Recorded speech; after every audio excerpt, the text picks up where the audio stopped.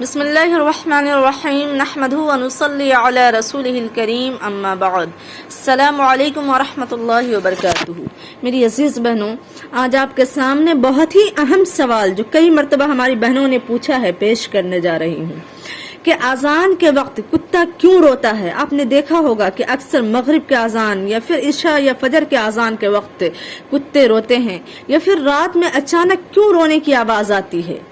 تو کتا کیوں روتا ہے، اس کے رونے سے کیا خطرہ لاحق ہو سکتا ہے، کیا پریشانی آ سکتی ہے، اور نبی صلی اللہ علیہ وسلم نے اس پریشانی سے بچنے کے لیے کون سی دعا اور کون سا طریقہ بتایا ہے، وہ پیش کرنے جا رہی ہوں۔ سنیے گا، نبی صلی اللہ علیہ وسلم کا فرمان ہے، مسند احمد کی روایت ہے کہ آپ صلی اللہ علیہ وسلم نے ارشاد فرمایا کہ اگر تمہیں رات میں کتے یا گدھے کی رونے، چیخنے، چلانے کی آواز آئے تو تم اللہ کی پناہ مانگو شیطان سے، اس لیے کہ وہ دیکھتے ہیں جو تم نہیں دیکھ سکتے۔ مطلب یہ ہے کہ وہ شیطان اور جنات کو دیکھتے ہیں، اس وجہ سے وہ ڈر کر چلاتے ہیں، چیختے ہیں۔ اسی حوالے سے ایک دوسری روایت ہے ابو داؤد شریف کی، جو کہ ذرا سا تفصیل سے چیزیں ذکر کی گئی ہے، جس کو غور سے سنیے گا کہ نبی صلی اللہ علیہ وسلم صرف آخرت کی کامیابی کا پیغام دینے دنیا میں نہیں آئے تھے، بلکہ ساتھ ساتھ دنیا میں بھی بہترین زندگی گزارنے کے لیے بہت ہی کوشاں تھے۔ روایت کے الفاظ ہے کہ حضرت جابر بن عبداللہ رضی اللہ عنہ کی روایت ہے کہ حضور صلی اللہ علیہ وسلم نے ارشاد فرمایا،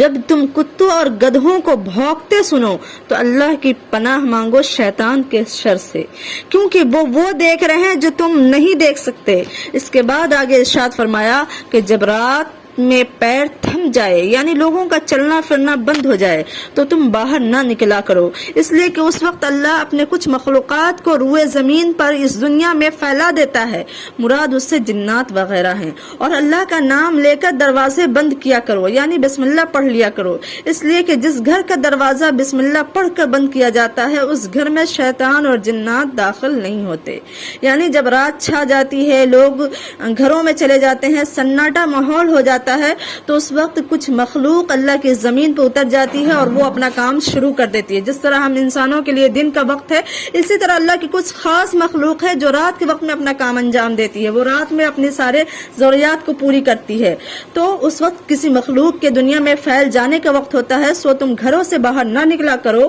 اور اپنے دروازوں کو بسم اللہ پڑھ کر کے بند کیا کرو، اس لیے کہ جس گھر کا دروازہ بسم اللہ پڑھ کر بند کیا جاتا ہے، چنانچہ وہ پھیلے ہوئے ہیں روئے زمین پر، اور اگر اب دروازے بند کر کے نہ سویا جائے، بسم اللہ پڑھ کے نہ بند کیا جائے، تو پھر وہ گھروں میں بھی داخل ہوں گے اور یہاں سے بھی اپنی ضروریات کو پوری کریں گے۔ تو اس لیے اللہ تبارک و تعالیٰ نے کہا کہ وہ روئے زمین پر پھیلے ہوئے ہیں، چنانچہ تم اپنے گھر کے دروازوں کو کیا کرو، بسم اللہ پڑھ کر بند کر لیا کرو۔ حدیث کے الفاظ ہیں، اس لیے کہ جس گھر کا دروازہ بسم اللہ پڑھ کر بند کیا جائے اس گھر میں شیطان اور جنات داخل نہیں ہوتے۔ اور مشکیزوں کو ڈھک دیا کرو، اور جو برتن خالی ہے اسے الٹ دیا کرو، کیونکہ جو آسمان سے بیماریاں نازل ہوتی ہے وہ ان برتنوں میں آ جاتی ہے، جب برتنیں الٹی ہوں گی تو وہ اس خطرے سے محفوظ ہو جائیں گے۔ سوچئے، نبی صلی اللہ علیہ وسلم ہر چیز کا خیال رکھتے تھے، صرف شریعت کا خیال نہیں رکھتے تھے، صحت کا بھی، بہترین معاشرت کا بھی، معاملات کا بھی، ہر ایک چھوٹی سے چھوٹی اور بڑی سے بڑی چیز کا انسانوں کے خیال رکھتے تھے۔ ایک اور روایت ہے بخاری شریف کی 608، حضرت ابو ہریرہ رضی اللہ عنہ اس کے راوی ہیں، وہ فرماتے ہیں کہ جب نماز کے لیے اذان کہی جاتی ہے تو شیطان چیختے چلاتے اور آواز نکالتے ہوئے وہاں سے بھاگتا ہے تاکہ وہ اذان کی آواز نہ سن سکے۔ چنانچہ جب اذان ہوتی ہے، خاص کر رات کے وقت کی اذانیں، جس وقت وہ دنیا میں کثرت سے پھیلے ہوئے ہوتے ہیں، اس وقت جب آواز سنتے ہیں اذان کی تو وہ بھاگتے ہیں، اور شیطان کو بھاگتے دیکھ کر کتے اور گدھے بھی رونا شروع کر دیتے ہیں ہیبت کے مارے،